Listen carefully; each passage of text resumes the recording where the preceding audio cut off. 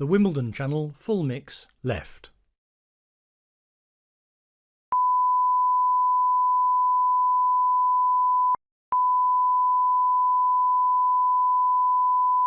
The Wimbledon Channel full mix left.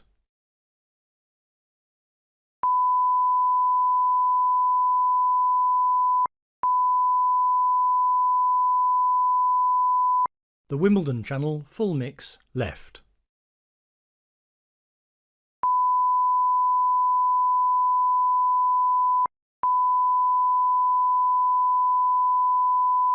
The Wimbledon Channel full mix left.